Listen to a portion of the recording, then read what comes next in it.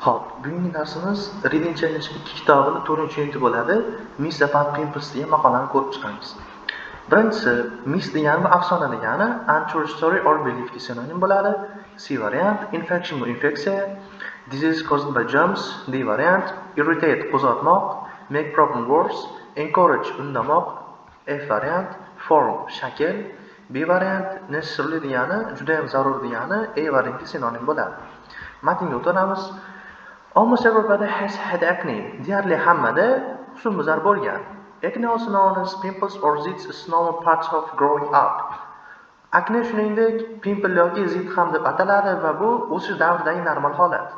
When kids reach puberty, their bodies experience many changes. Qachonki bolalar balog'at yoshiga yetganlarida ularning tanalari har xil o'zgarishlarni boshdan o'tkazadi. As levels of hormones in teenagers, bodies change. Teenagers frequently develop pimples. O'sha o'smirlar tanasida o'zgarishlar bo'ladi, gormonlar almashuvi bo'ladi va tez-tez husnbuzarlar chiqib turadi. Additionally, many people continue to have pimples after puberty. Qo'shimcha tarzda ko'plab odamlarda balog'atdan o'tgandan keyin ham nimalar chiqaradi, aknelar chiqaradi deyapmiz. What can a teenager or an adult do to cure pimples? Xo'p, o'smir yoki kattalar buni davolash uchun nima qilishlari kerak? Unfortunately, many cures people single work on pimples are really just myths. Afsuski, o'sha pimple, ya'ni husnbuzarlarni davolaydigan narsalar ko'pincha afsona deb qaraladi odamlar tomonidan. Many people believe that popping pimples is best way to get rid of them.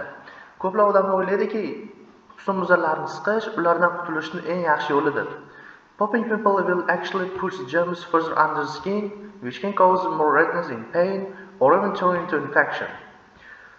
Bujmani siqish teri ostidagi bakteriyalarni aslida uyg'otib yuboradi va qizarishga sabab bo'ladi, og'riydi va hatto infeksiyaga tushishga ham sabab bo'ladi.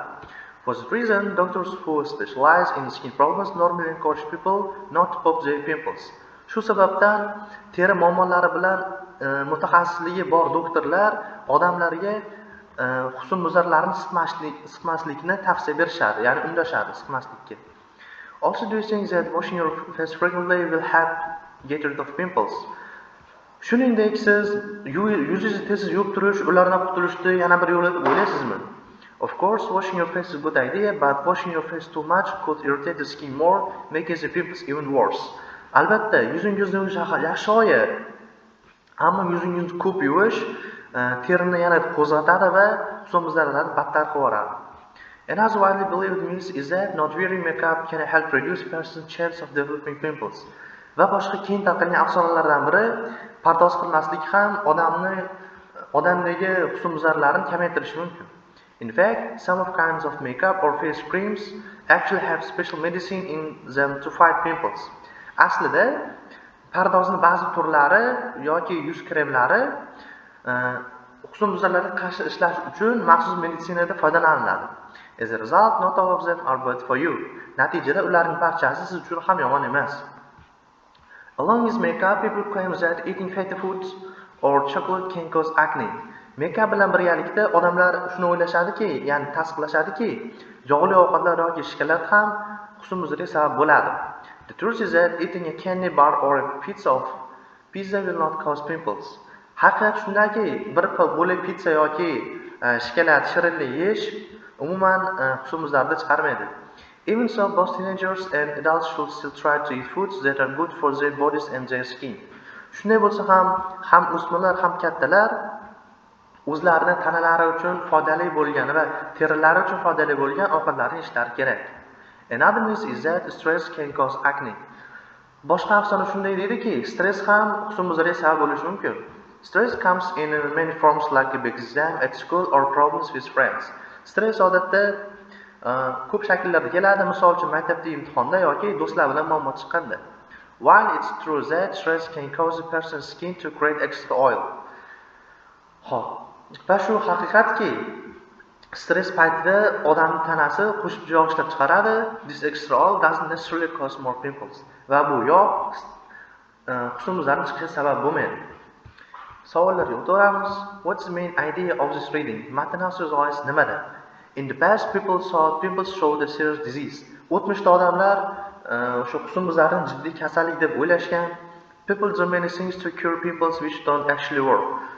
Hop, odamlar o'sha husnbuzarlarni davolasa bo'lmaydigan ishlarni ko'p ko'rishgan.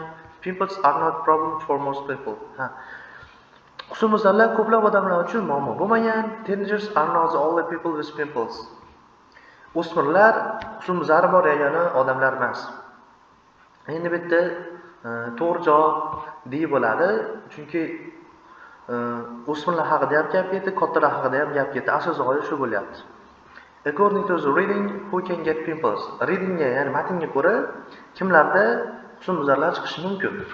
Teenagers, adults, babies, both teenagers and adults. To'g'ri javob D bo'ladi, ham o'smirlarda, ham kattalarda. Which of the following might really cause more pimples? Berilganlarning qaysi biri ko'proq o'sha pimple chiqishiga sabab bo'lishi mumkin?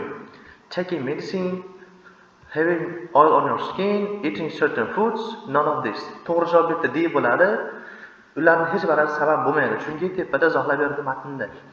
What might be the result of washing your face too much? Yuzingizni ko'p yuvish nimaga sabab bo'lishi mumkin? Less oil is produced by your skin. Teringiz kam yog' chiqarishni boshlaydi. You can make pimples worse. Siz husnbuzarlarni battar qilib mumkin. You will not develop large pimples. Sizda husnbuzarlar chiqmaydi. You will get rid of dirt in your skin.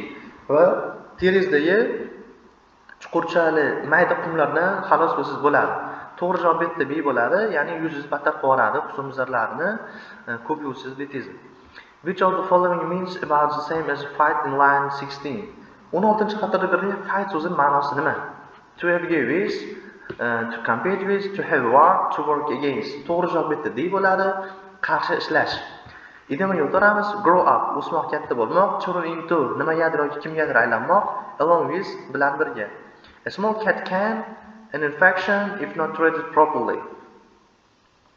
Hop, kichkina kesilgan joy yaxshi qaralmasa nimagadir aylanishi mumkin, infeksiyaga aylanishi mumkin degan ma'no kelib chiqadi aslida. Endi bu yerda turn into nosib bo'laveradi. Children very quickly. Bolalar tezda nimadir qilishadi, ya'ni katta bo'lishadi. Grow up. She had 2 glasses of milk, her eggs and toast. Unda ikkita o'sha tuxumlari va to'sir nondan tashqari ikkita shishada, ikkita bakalda sut bor edi. Along with nosib bo'laveradi oxiriga, bilan birga bo'ladi. Summary. Some of the ways people think they can or control pimples are really just myths. To'g'ri javob mana ko'r dosib bo'laveradi. Birinchi ko'r bo'ladi. Ikkinchisi, for example, teenagers often try to pop bo'ladi. However, this can cause more skin problems bo'ladi. For this reason, doctors encourage people not to pop their pimples bo'ladi. Another myth people believe is that only skin will develop pimples bo'ladi. All doesn't necessarily cause pimples bo'ladi. Testga o'tamiz. Apartment prices are only higher this year than last year. Ijara, ya'ni o'sha kvartira narxlari o'tgan yilga qaraganda oshdi. Endi qanaqa tarzda oshgan bo'ladi? Jiddiy oshgan bo'ladi. Slightly higher bo'ladi narxga nisbatan. The researcher wrote an interesting article about her new. Tadqiqotchi o'zining yangi maqolasi haqida yangi nima yozgan? Nazariya yozdi. Theory bo'ladi. My parents mean to study hard for the entrance exam. Meni ota-onam kirish imtihoni uchun qattiq o'qishimni nima qilishdi? Ya'ni undashadi, qattiq o'qishimga talab qilishadi, encourage desa bo'laveradi. Answer of the same game are not as much as fun as the original.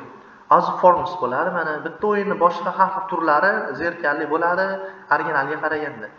She blew up the balloon so much that it popped bo'ladi. Mana u sharni juda ko'p ishirdiki, oxiri portlab ketdi, ya'ni bang'illadi. The best thing to a cold is to drink lots of juice. The best thing to rise, push, pop, cure. Endi bitta to'g'ri javob cure bo'ladi. Ya'ni davolash, gripp davolashning yaxshi yo'li bu ko'proq sharbat ichish. What do you want to be when you I want to be a doctor? Sen qachonki nimadir bo'yingda kim bo'lmoqchisan? Dedi, doktor bo'lmoqchiman deyapti. Endi u grow up desa bo'laveradi. Katta bo'yingda kim bo'lmoqchisan bo'ladi. It's not for you to come to the office, just email us information. Ya'ni bu ofisga kelishing shart emas, shunchaki email jo'nat bo'ldi. It's not necessarily bo'ladi. B variant. Pegasus and Medusa are both examples of creatures. Pegasus bilan Medusa qanaqadir mavjudotlari afsonaviy mavjudotlar bo'ladi, mystical bo'ladi. The doctor couldn't cure that patient's foot. Hop, doktor bemorni oyog'ini davololmadi. Endi sifat kelish kerak, infected foot bo'ladi. To'g'ri javob C bo'lyapti.